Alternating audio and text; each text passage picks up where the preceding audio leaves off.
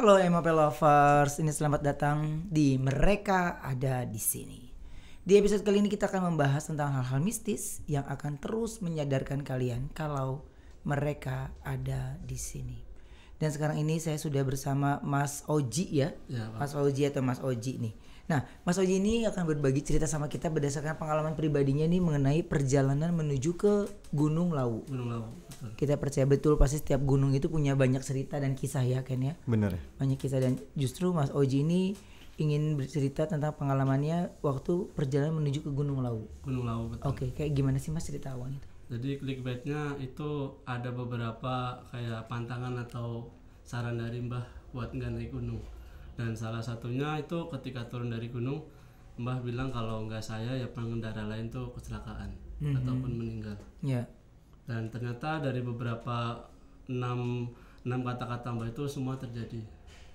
6 kata-katanya. Pertama apa gitu?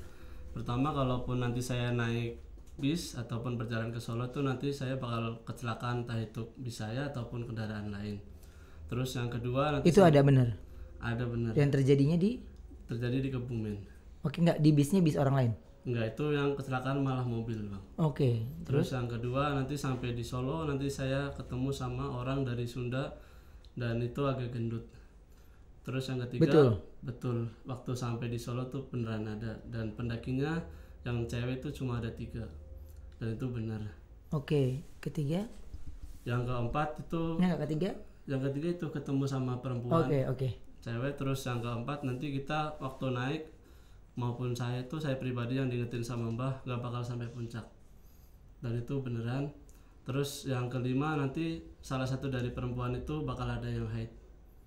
Nah terus yang keenam waktu saya turun tuh nanti saya ataupun pengendara lain kecelakaan. Oh, kecelakaannya?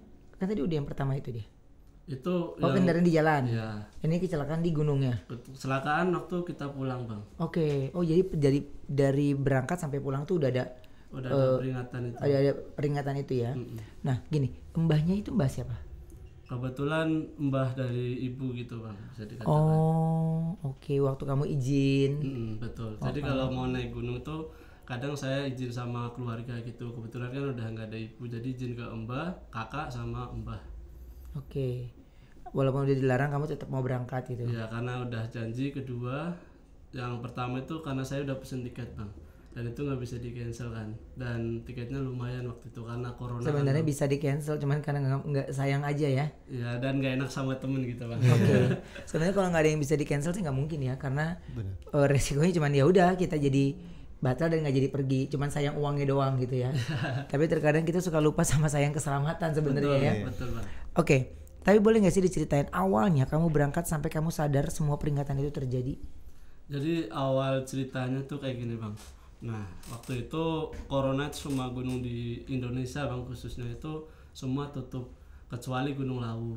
Nah karena itu corona, Bang. Corona kan jadi kayak social distancingnya lebih mungkin ya. Tapi nggak tahu kenapa waktu itu yang buka cuma Gunung Lawu. Nah singkat cerita beberapa temen nih ngontek-ngontek lah buat naik. Nah karena waktu itu juga udah lama nggak ketemu dan bercengkrama, akhirnya kita memutuskan buat naik Gunung Lawu tuh, satu-satunya gunung yang buka. Nah sebelum naik tuh kayak saya mikir 2 kali sih, Mas, karena yang ditakutkan sama Mbah tuh terutama sama keluarga kan corona kan virus, Bang.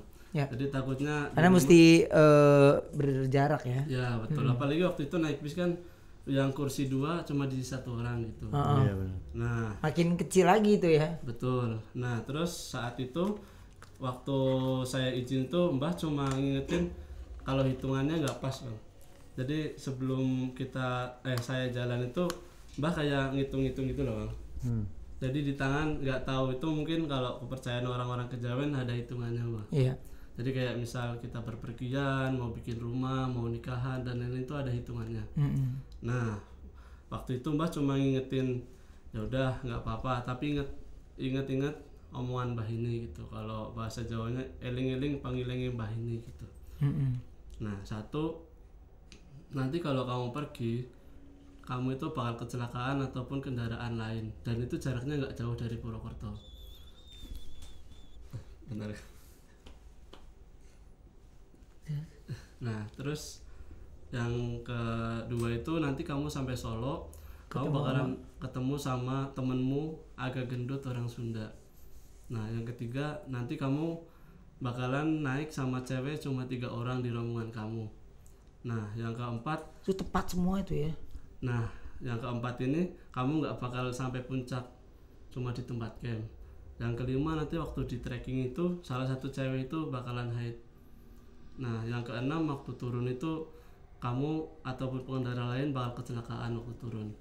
Nah singkat ceritanya karena waktu itu saya hampir bimbang bang, karena kondisinya kan hampir Jumatan juga, karena weekend juga itu. Akhirnya setelah salat Jumat dan hati ngerasa tenang buat jalan, akhirnya saya milih jalan aja bang. Dan ternyata sama mbah juga diizinin. Akhirnya jalan lah. Nah di bis itu pikiran udah nggak karuan sih sebenarnya bang. Jadi kayak jalan kayak gitu mas. Nah akhirnya saya mutusin buat yaudahlah kita jalan aja nggak apa-apa. Tetap tekad ya. Ya yang penting kan kita Bismillah sama baca doa ketika berpergian aja bang. Nah waktu di bis itu tiba-tiba udah masuk dari arah Gombong ke Kebumen, udah ke arah Purworejo bang. Itu tepatnya di jalan selatan Dain Teles. Nah waktu bisnya udah kan depan lagi rame nih bang, bisnya udah berhenti mas, tiba-tiba mobil nyalip, nah kecelakaan itu. Nah posisi saya duduk di belakang supir bang, jadi secara nggak langsung waktu kecelakaan itu badan sama kaki ini udah tremor karena keinget sama yang dibilang Kalimat sama mbah. Betul. Nah waktu udah inget itu mau mutusin buat turun bis tuh ada waktu itu, jadi kayak nggak jalan nih kayaknya, nggak jalan. Udah sempat kontak ke yang teman-teman di Solo, tapi karena nggak ada respon yang cepat, udahlah Bismillah jalan lagi bang. Nah singkat cerita tuh jalan sampai di Tugu Kartosuro tuh sekitar jam 10 malam.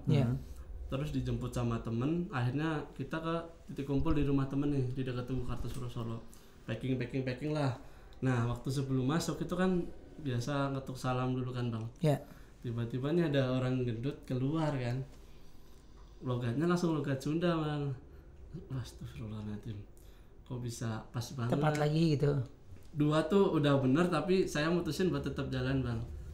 Mungkin salahnya saya juga di situ sih mas, tapi mungkin kalau nggak ada Ya biasanya keras kepala itu ya.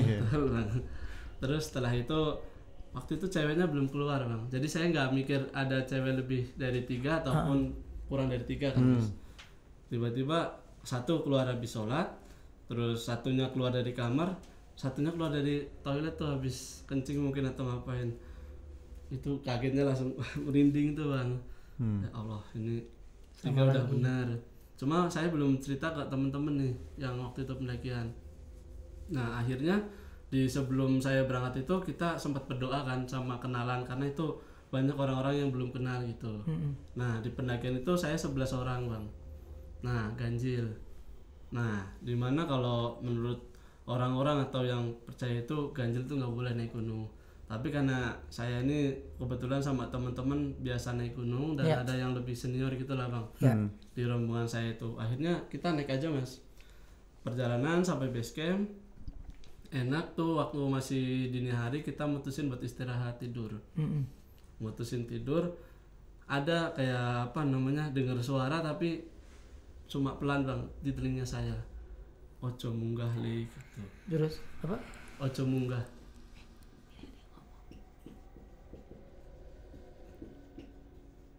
Dengar gak tadi? Pas banget. Ketiban sama suara dia. Iya masih nyampein sesuatu. Oke, untuk MOP lovers dengar gak tadi ada suara itu ya? Oke, lanjut lagi. Nanti kalau saya bilang stop, kita denger ya, gitu ya. Terus, jadi setengah boleh majuan lagi mas? Setelah ngomong itu tuh kayak suara tuh cuma pelan aja gitu bang, ojo munggah li gitu. Artinya tuh jangan naik nak gitu kalau bahasa Indonesianya. Tapi yang namanya orang baru tidur ya mas, kayak tidur ayam gitu lah bang. Jadi melek bentar, wah mungkin halusinasi gitu pikiran saya saat itu. Akhirnya saya mutusin buat nggak apa-apa lah tidur lagi. Nah waktu tidur sampai subuh, singkat cerita itu kan di base camp saat itu bener-bener ramai pendaki bang. Jadi bener-bener kayak pasar gitu loh. Benar. Dan itu nggak sepi bang. Jadi kalau menurut orang naik gunung ramai kan kemungkinan kecil ada hal mistis sangat-sangat kecil dan nggak besar harusnya. Iya. Cuma ketika itu saya sama teman-teman ini benar-benar kayak benar-benar mikir positif dan gak ada apa-apa gitu, niatnya naik gunung aja. Nah singkat cerita, setelah kita sarapan pagi, terus kita kayak belanja logistik kekurangan sama makan, kita naik mas, jam 10:30 kurang itu kita naik. Kalau nggak salah itu waktu diregistrasi sama kan base camp sama registrasi di atas mas, base camp di bawah, registrasi di atas. Nah itu waktu rame-rame kayak gitu tuh ada nomor antrian mas saat itu. Nah akhirnya naik sampai pos registrasi, kita di briefing semua tuh, kayak misal nanti jas hujan di bawah dan lain-lain gitu. Nah terus orang base camp waktu itu menyampaikan di sini ada yang pakai pakaian atau baju warna hijau enggak gitu. Karena kan di Gunung Lawu tuh dipercaya nggak boleh pakai pakaian warna hijau. Oke. Nah jadi kalau di gunung logikanya kita pakai pakaian warna hijau tuh kita kayak kalau hilang ataupun tersesat kita nggak kelihatan mas. Karena kan ilalang atau rumput kan hijau. Benar. Nah mungkin yang bisa saya tangkap dari logika nalar saya itu. Terus yang kedua, yang sampai sekarang masih dipercaya sama sekitar Gunung Lawu tuh siapapun keturunan Adipati Cepu ataupun ataupun di sekitar Cepu tuh nggak boleh naik Gunung Lawu. Nah dan mitos itu masih dipercaya sampai sekarang. Sampai sekarang. Nah singkat cerita itu kita trekking nggak ada hambatan apa-apa bang. Nah waktu di perjalanan ini kita sampai di tiap pos tuh sesuai estimasi yang diatur sama kita sama teman-teman. Nah sampai di pos 3 ini kita udah hampir asar lah. Nah karena teman-teman ini udah kecapean minta break, akhirnya kita istirahat dulu nih. Nah istirahat, ada yang ngopi, ada yang bikin mie dan lain-lain. Akhirnya waktu temen ini bilang ini kita harus ngejar jam loh, kayaknya kita bisa sampai di atas nanti paling nggak habis isya gitu. Akhirnya oke lah kita jalan lah, karena itu udah hampir petang kan, kalau di Jawa tuh dibilangnya sandikala gitu. Itu kita udah siap-siap headlamp semua. Nah nyampe lah di pos 4 ini, tiba-tiba ini temen yang cewek satu namanya sebut aja Mbak Dita lah gitu bang. Itu tiba-tiba haid bang. Nah ngomong ke temen cowok yang mungkin teman terdekatnya lah. Iya. Nah nggak cerita ke saya sama teman-teman yang lain bang. Nah waktu tiba-tiba ceweknya ini cerita ke teman terdekatnya, terus teman terdekatnya ngomong ke yang paling tua lah, ibaratnya ketua rombongan di situ. Bilang ini si Dita haid gitu. Yang tadinya banyak pendaki kayak lalu lalang permisi, itu di pos 4 saat itu langsung hening. Jadi kayak nggak ada pendaki lewat, nggak ada pendaki jalan. Di bayangan kamu tuh gitu? Ya itu bener-bener nggak ada orang lewat bang. Dengar nggak ketawa? Ketawa dong nih. Hah? Ya. Oke terus. Nah terus setelah itu kita mutusin buat tetap jalan aja lah, sekuatnya cewek yang baru pertama haid ini. Terus? Nah setelah itu kita ini kayak berusaha backup-backupan itu loh bang. Nah jadi karena jadi pada saat kamu berangkat itu kan rame. Betul. Terus tiba-tiba pas si cewek itu ngasih tau kalau dia head, langsung orang yang sebanyak itu nggak ada. Karena kan posisinya sampai di pos 4 itu hampir maghrib mungkin bang. Nah hampir maghrib itu mungkin pendaki kebanyakan di pos 3 camp ataupun di area sebelum pos 4. Karena di jalur Lawu via Ceto ini ada pantangan nggak boleh camp di pos 4. Lu malah di situ? Enggak, itu kita lagi break istirahat karena udah masukin maghrib itu. Maghrib, jangan memilih untuk daripada jalan ya. Betul. Nah terus? Setelah itu kita 3 orang yang bawa tenda dan logistik agak banyak itu duluan bang. Jadi kita ke pencar-pencar jadi 2 grup dulu pertama. Nah yang bawa tenda sama bawa logistik itu duluan, kita sisanya 8 orang tuh di belakang. Nah waktu di trek itu kita jalan sampai di pertengahan antara pos 4 dan pos 5 di Bulak Peperangan. Itu kita istirahat karena si Mbak Dita ini perutnya sakit banget waktu itu. Nah tiba-tiba tuh ada pendaki lewat 5 orang kayaknya, 2 bawa tas carrier, 3-nya daypack. Nah anehnya di situ tuh malam-malam gak ada yang bawa headlamp bang. Gak ada yang bawa center. Aneh. Gak ada yang bawa headlamp. Kok bisa sih? Nah setelah itu yang bikin aneh tuh sebenarnya disapa nggak ada yang nyapa balik bang. Contohnya? Misal nih, permisi Bang Ruben, minta lewat gitu misal. Ini nggak ada. Tadi ngedenger nggak, Mas? Kedengeran. Lu kedengarannya muka lu flat banget ya. Mungkin karena udah biasa Bang. Oh ya? Serius loh? Karena udah biasa kayak gini-gini? Mungkin. Hah? Suara apa itu nih? Cewek kan? Cewek. Tapi suara tipis banget ya. Iya tipis banget, Tipis banget dan itu. Dan dia selalu nyamar kesel setiap dia lagi ngomong. Iya. Terus? Nah setelah itu pendaki ini lewat, baru kecium bau kayak bangkai gitu Bang. Jadi kita yang di belakang ini hampir muntah semua Mas, mual gitu. Nah anehnya tuh antara rombongan saya sama 3 orang yang duluan ini kan jauh Bang.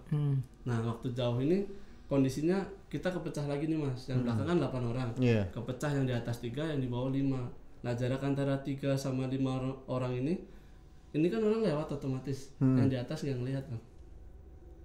Nggak ngelihat sama sekali. Nggak lihat sama sekali, nggak ada orang lewat katanya. Tapi saya sama teman-teman yang belakang ini kayak udahlah positive thinking aja gitu. Nah singkat cerita kita jalan lah. Kita ketemu rombongan yang depan sama yang belakang ini udah nyatu lagi nih. Jalan sebelum ke blok peperangan nih ada tanjakan kayak gini.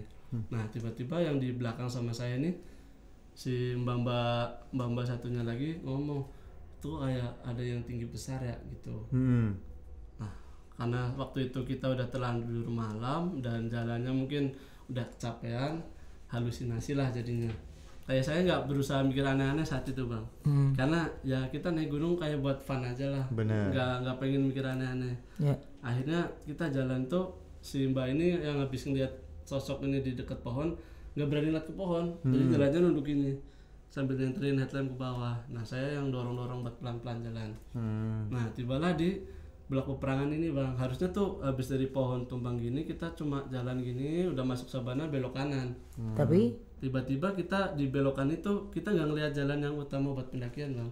nggak, dari pandangan mata nggak ada gitu? Nggak ada, hitam Bang. Nah justru diarahinnya ke arah kiri, ke arah paling ujung sabana. Nah akhirnya kita waktu udah di ujung sabana ini udah nggak mungkin ini jalan. Tiba-tiba kita semua tuh keinget Bang, harusnya itu tadi ke kanan itu tapi kok nggak ada jalan gitu. Akhirnya di sabana itu kita mutusin buat kayak motong jalur gini lah, bisa ke jalur yang tadi walaupun itu agak gelap nggak kelihatan apa-apa. Padahal kita logikanya kita pakai senter loh Bang. Iya benar. Nah akhirnya kita jalan nanjak ke sabana gini kan otomatis itu temen tuh yang paling tua tuh ngeliat yang depan cewek kayak bukan dia Bang, jadi kayak liat pocong gitu Bang. Nah posisinya itu karena mukanya si cewek ini udah pucet banget. Jadi ngeliatnya mungkin kayak bukan dia ya. Nah kondisi kan saya jadi sweeper belakang sendiri. Jadi akhirnya yang senior ini yang udah paling sering naik gunung lah bilang udah kita camp sini aja, kayaknya kita nggak bisa buat naik ke atas. Terus ada tenda berapa? Saya bawa tenda, terus beliau bawa tenda kebetulan. Akhir hasil yaudah kita bangun tenda, itu yang tenda punya kamu buat cewek, tenda saya sama flysheet nanti buat tiduran kita gitu.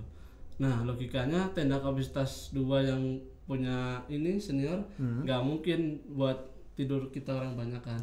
Akhirnya kita tidur di sabana tuh Bang. Nggak tidur di tenda, jadi kayak rumput-rumput ilalang sabana tuh buat kita tidur. Ternyata itu hangat, nggak dingin, nggak separah itu dinginnya. Nah tiba-tiba nih yang temen orang Sunda nih kebelet kencing Bang. Nah waktu kebelet kencing saya mikir kan, karena waktu itu udah takut banget, udah malam. Dia yaudah kencing Mas tapi depan tenda aja, karena saya dari pintu keluar saya paling ujung nih Mas. Udah keluar aja nanti saya senterin gitu kan. Beliau keluar kencing depan tenda, tiba-tiba waktu saya nyenterin beliau agak geser tuh kayak antara itu bayangan atau kabut tuh hampir persis kayak sosok Bang. Nah jadi saya nyenterin kan gini-gini otomatis. Bang kenapa Mas Uji, kenapa gitu. Temen takut ini langsung balik.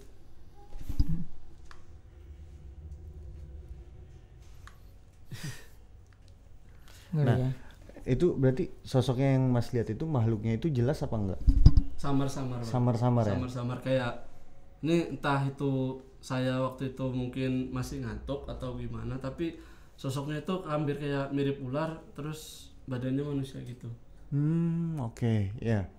Tapi waktu itu si teman saya ini yang orang Sunda nggak ngelihat bang, itu sosoknya di depannya nggak ngelihat, langsung masuk ke dalam tenda sama Flash itu lari-lari takutan. Saya juga langsung tutup SB tuh ketakutan. Nah waktu tidur tuh kita yang di sekitar tenda cowok ini dengar kayak suara macan ngelilingin tenda ngaung. Nah makanya yang di dalam tenda sama seniornya udah kayak siap-siap sajam, mungkin peso atau apa gitu. Tapi saya waktu itu udah lillahi ta'ala lah, mungkin itu cuma halusinasi saya gitu.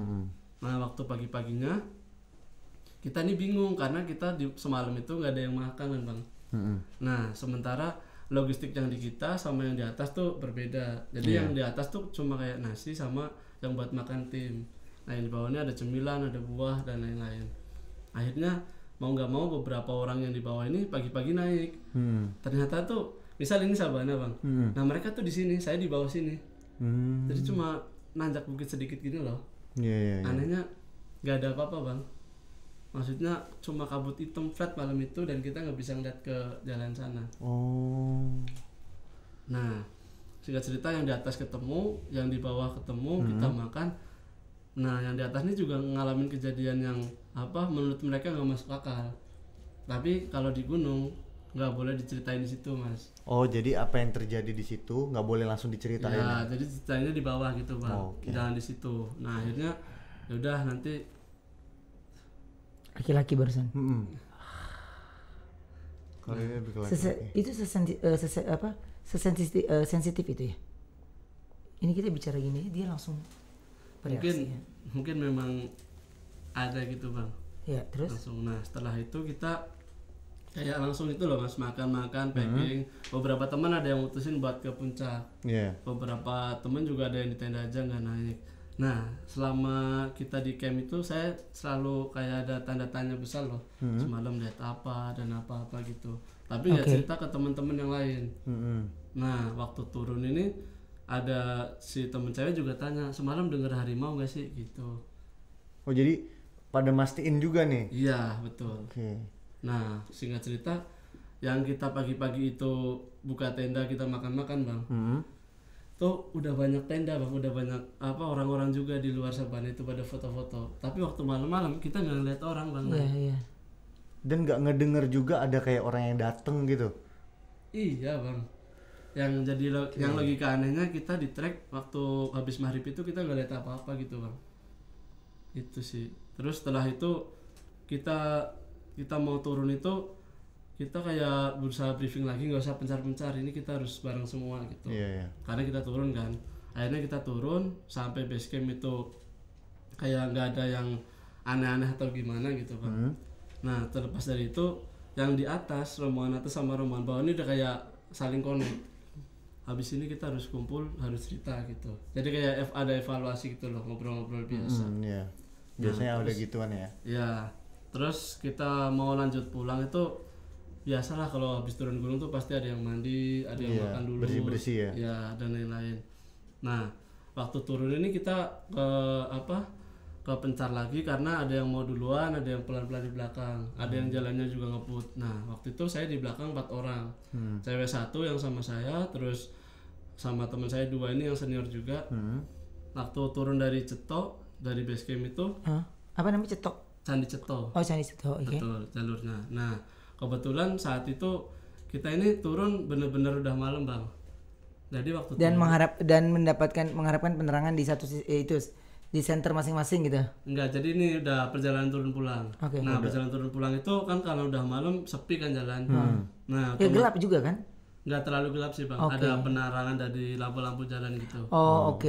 Nah waktu turun dari Candi Ceto kan turunannya emang curam bang. Turun sampailah di sebelum Pasar Kemuning itu tiba-tiba ban belakang berat bang. Badannya?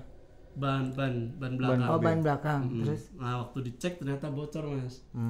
Nah si temen ini yang punya motor bilang, padahal ini ban baru diganti loh. Oh temennya ngomong? Iya yang punya motor nih bilang bannya ini baru loh, kok bisa bocor gitu. Terus kita sama yang laki-laki ini ngomong ke yang cewek, lah mungkin kena paku atau kenapa gitu kan. Akhirnya si temen ini suruh istirahat dulu lah di salah satu toko sama yang boncengin senior nih. Oke. Duduk dulu. Nah saya sama senior nyari tambal ban bang. Oh. Nah begitu saya sama senior nyari tambal ban, sampai tambal ban dapet nih, jaraknya nggak terlalu jauh kok, 5-10 menitan lah. Akhirnya kita jalan bareng, pakai motornya terpaksa kita naikin bang, karena jaraknya kalau jalan kaki kan lumayan. Iya. Tiba-tiba ada ambulan bang lewat. Pas lagi mau jalan. Pas lagi jalan mau nyampe tambal ban, ada ambulan jalan, terus pikiran saya saat itu langsung kayak, wah itu orang bawa corona atau orang sakit atau meninggal gitu kan. Nggak kepikiran sama sekali ada orang kecelakaan saat itu. Iya. Akhirnya tambal ban lah, singkat cerita itu setelah tambal ban kita jalan nggak jauh, kok banyak orang di jalan dikerumunin. Ada ambulan yang waktu tadi lewatin kita. Ambulan yang lewat tadi ya. Iya. Nah terus saya berusaha deket ke situ. Sebenarnya nggak takut sih bang. Tapi saat itu pikiran udah kacau lah. Nah waktu ngeliat korban, ternyata kejadiannya yang dibilang persis bang. Sama Mbah. Ya, nah saat itu udah langsung kayak duduk gini, terus megangin kepala, udah kayak nggak percaya aja. Semua ternyata terjadi. Nah waktu itu yang korban meninggal ini ternyata hampir sama yang dia ucapin sama Mbah. Jadi kayak ada cewek meninggal, ada cowok meninggal. Iya. Karena pikiran pening, terus yang cowok-cowok ini bilang udah kamu gak usah muncengin, biar saya aja yang muncengin. Nah selama di perjalanan itu badan lemes, terus kayak udah nggak bisa itu bang, udah nggak bisa berdiri tuh udah susah. Iya, lemes karena Dia ngomong apa tadi? kedengeran. Iya, jangan cerita. Apa dia bilang jangan Jangan cerita. Nah setelah itu pulang nih sampai temen yang di Solo bang. Sampai temen yang di Solo rumah, beberapa temen tidur, beberapa rombongan temen yang ikut sama saya itu ada evaluasi lah bang, kayak ngobrol bareng itu semua. Nah ini kita cerita dari yang 3 orang yang duluan naik bang, yang bawa tenda. Nah ternyata mereka ketika sampai tempat camp itu ketemu pendaki-pendaki juga bang. Nah setiap ditanya tuh nggak ada yang mau nyaut, diem aja gitu. diem aja flat. Nah akhirnya waktu sebelum mereka bangun tenda, mereka tiduran dulu lah di sabana rebahan. Ada pendaki juga tuh datang langsung rebahan juga. Tapi anehnya waktu mereka rebahan ini mereka nggak dengar kalau pendaki-pendaki ini jalan buat pergi bang. Tiba-tiba hilang aja, nggak ada orang. Jadi bener-bener nggak ada ini ya, nggak ngeliat apa-apa terus tiba-tiba udah ngilang aja. Iya. Nah setelah itu si teman-teman yang di atas ini setelah bangun tenda mau langsung turun nyusulin. Cuma karena senior ini ngeliat kok di bawah tuh kayak gelap, nggak kelihatan apa-apa. Oke. Nah akhirnya 2 orang yang ikut naik juga di stop nih sama senior. Udah nggak usah jalan, di sini aja gitu. Nanti mereka kalau memang rezekinya juga naik gitu. Nah ternyata apa yang saya lihat di bawah sama yang mereka di atas tuh ternyata kayak ada Membatasnya. Iya betul. Nah akhirnya dari situ kita kayak evaluasi lagi ke mereka yang bertiga di atas. Saya di bawah juga dengar kayak gini gitu. Nah si teman yang kencing ini yang orang Sunda tanya, Mas semalam kenapa kok takut? Senternya tiba-tiba gerak. Saya lihat itu entah saya masih halusinasi atau ngantuk atau gimana ya bang. Saya lihat sosok kayak gini yang saya jelasin tadi. Terus masa mas saya jadi takut nih gitu kan. Posisinya udah di bawah dan dia nih yang paling kepikiran. Akhirnya setelah briefing itu kita kayak mutusin, oh berarti kita tadi salahnya kita pencar. Nah untungnya ketika kita pencar ini yang di belakang itu masih bawa tenda cadangan, masih ada tenda kapasitas 2 sama kapasitas 2 buat antisipasi hal yang tidak diinginkan tersebut. Nah yang kasihan itu kita bagi logistiknya ternyata di depan gak ada logistik buat makan saat itu. Gak ada persediaan ya. Betul. Kalau masalah air ternyata sama-sama aman. Sama-sama aman. Karena biasanya pendaki itu masing-masing bawa air sendiri kan. Betul. Dan biasanya logistik tuh kalau kita naik bareng biasanya ada yang bawa logistik sendiri khusus gitu kan. Nah ini saat itu kita jadi kayak evaluasinya ternyata kayak gini loh. Nah saat itu baru saya ngomong ketika pada sebenarnya saya naik ke sini juga ada pantangan dari Mbah. Iya, udah ngasih tahu langsung Nah, ya. waktu udah kumpul itu saya baru ngasih tahu di akhir, saya minta maaf ke teman-teman, terus mungkin ini ada Sangkut kejadian pautnya sama gitu. yang Mbah saya omong gitu. Emang apa? Terus saya sebutin tuh 1 sampai 6 itu. Terus mereka juga tadinya nggak percaya. Oke. Mereka nggak percaya, terus saya berusaha ngingetin, orang saya berangkat tuh ngechat kan itu, saya gitu. Itu saya udah panik antara mau turun di situ, apa mau lanjut. Iya, oke. Karena itu bener-bener di depan mata dan kecelakaannya saya ngeliat gitu. Jedengnya. Iya, jadi Oh my god, itu Ini diganggu nih. terus bentar, Bang. enggak gini. Jadi kamu ngeliat tuh kecelakaan itu langsung. Ngeliat di depan mata soalnya di belakang supir. Itu langsung ada kepikiran pengen udahan apa Ya, lanjut ya. mau lanjut atau mau turun di situ aja. Iya. Lanjut. Soalnya kan mikirnya 1 aja udah bener nih ya. Iya, tapi karena kembali lagi saya selalu sering lebih mikir positive thinking, Bang. Iya. Akhirnya ya udah jalan aja gitu kan. Nah, waktu udah ceritain semua itu, tiap orang nih senior maupun yang ikut kayak sinkron juga ceritanya. Wah, ternyata kejadian-kejadian ini kayaknya sama nih. Mereka juga ngalamin gitu ya. Betul, dan mereka juga ngerasain hal itu. Akhirnya setelah itu Singkat udah, cerita, terus singkat cerita mereka kayak evaluasi, oh berarti nanti kedepannya nggak boleh gini, nggak boleh gini. Udah beberapa teman pulang. Oke. Nah, singkat cerita saya juga istirahat. Waktu mau tidur itu kayak ada bisikan lagi, Bang. apa tuh? Tapi cuma bilang, "Nek mulai."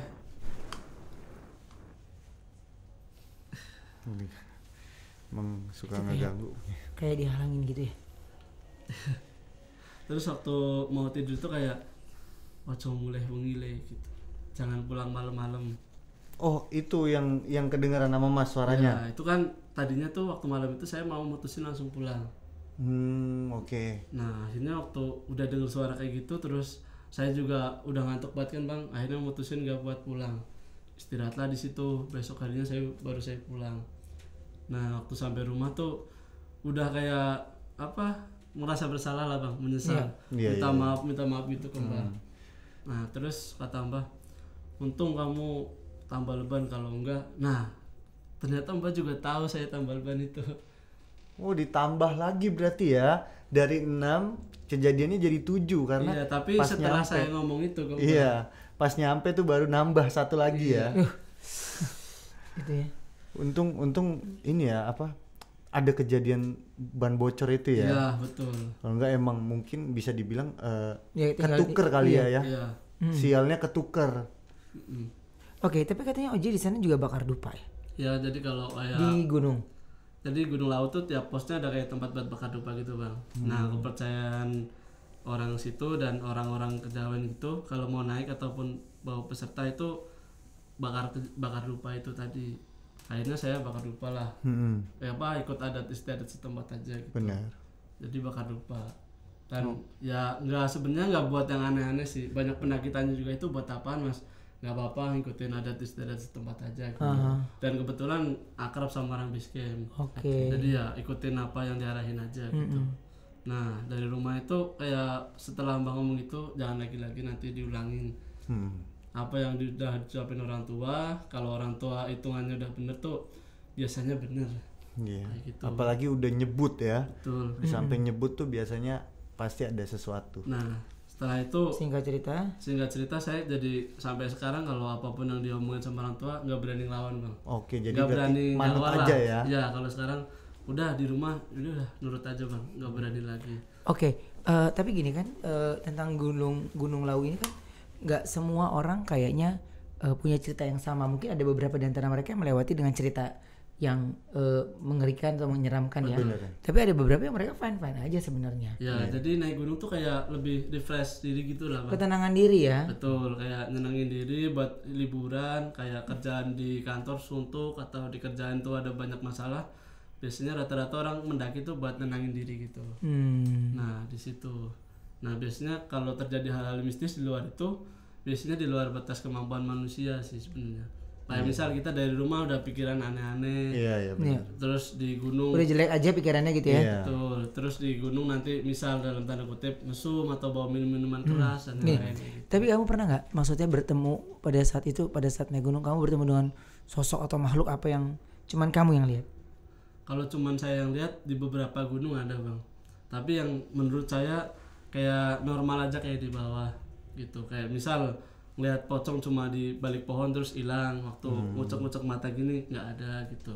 Tapi kembali lagi kadang itu ke logika manusia itu sendiri sih, berpikiran positif aja, tadi mungkin halusinasi gitu. Iya baik, kan biasa ada orang yang kayak gitu ya, habis mereka ngelihat ya mereka balikin lagi Betul. pemikirannya mereka. Ya karena mindset pikiran kita biasanya yang suka diaminkan ya. Benar, Itu benar suka banget. terjadi gitu ya. Nah, dengan hal yang kayak begini, jadi kamu jadi trauma nggak untuk naik gunung? Sebenarnya trauma ada bang saat itu, tapi dipikir-pikir kalau nggak naik gunung kayak ada yang kurang gitu bang. Oh, Jadi memang basicnya sering naik gunung. oke. Jadi kayaknya kalau dilarang malah nggak suka gitu ya. Betul. Jadi kayak itu loh bang, kayak orang badan tuh kayak nggak enak kalau nggak naik gunung. Oh, jadi udah biasa dengan suasana di atas kali ya. Betul. Oke, nah kan tadi tuh ada peringatan kalau keturunan Adipati Cepu nggak boleh naik Gunung Lawu. Iya. Ya kan? Nah, apa semua yang diganggu itu hanya kemungkinan keturunan Adipati Cepu? Enggak juga bang. Jadi Jadi kamu ini biasanya ada keturunan Adipati Cepu? nggak ada. Nah jadi itu tuh kayak sebuah mitos ataupun fakta tuh masih simpang siur gitu bang. Oke. Nah tapi di sekitar base camp tuh masih mempercayai itu, dan orang-orang sekitar daerah itu pun percaya itu. Nah yang biasanya terjadi tuh mungkin di gunung karena terjadi hal-hal mistis, karena mungkin dari sugesti orang tersebut. Pertama mungkin ada yang kayak misal naik gunung nih bawa benda-benda yang kayak jimat gitu loh bang. Nah kadang kan nanti ada gesekan, katanya ada gesekan gitu lah bang. Iya benar. Nah itu yang biasanya sering-sering terjadi di gunung tuh kadang yang kayak gitu.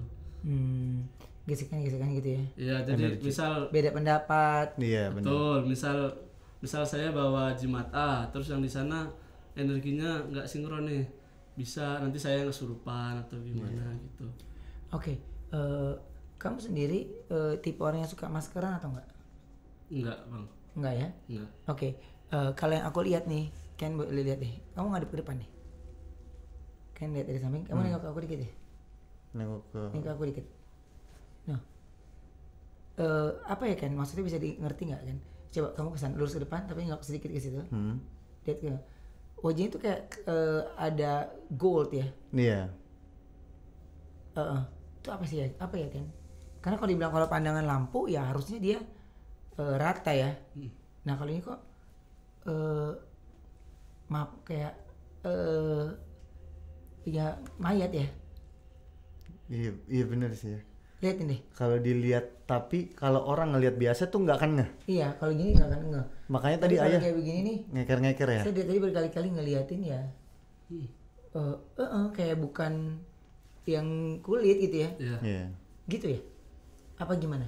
Sebenarnya nggak juga menurut pandangan orang mungkin ya bang. Tapi saya sendiri kayak nggak ngerasa apa-apa sih bang, biasa aja. Oke. Dan kalau di kehidupan sehari-hari jarang pakai masker. Oke ya berarti ini udah fix kamu memang kayaknya orang pilihan ya. Tapi kalau dirasa saya nggak ngerasa itu sih mas. Soalnya kalau menurut pandangan orang biasa emang kelihatannya kayak gitu. Tapi ketika orang yang bener-bener merhatiin Mas nih, Iya. itu kadang suka nyaruh sama yang ada di belakangnya Mas. Itu maksudnya. Jadi apa yang wujudnya si yang ada di belakang Mas ini, itu terkadang tanpa disadarin Mas, kalau orang ngelihat dengan secara detail, Iya. itu akan Ada lagi. Iya, dia nggak suka ya disebut di apa kasih tahu. Oke, ya jadi gitu Mas. Jadi wujudnya yang ada di belakang Mas, aku cepet aja ya. Wujud yang ada di belakang Mas itu kadang menyerupai, jadi terlihat di wajahnya Mas, kayak gitu. Oke, nah wujud di belakang Oji itu seperti apa Ken? Yang Ken lihat dari tadi, satu dia itu posisinya selalu duduk sila ya. Mau Mas Ojinya berdiri atau enggak, itu dia selalu posisinya sila. Tapi dengan ekspresi wajah yang memang wajahnya tuh pucat, tapi dengan kelopak mata yang selalu tertutup. Dan itu posisi duduknya itu bener-bener rapi. Duduk sila kayak orang gitu ya? Bener-bener yang kayak ayah datang ke satu tempat yang harus menghargai dia banget, Iya, kayak gitu. iya, Jadi ada. benar-benar ada wibawanya gitu. Dan itu badannya udah tua ya, tapi tegap. Udah tua tapi badannya tegap. Dan itu dia pakai baju, pakai kain gitu ya. Dan itu badannya berisi.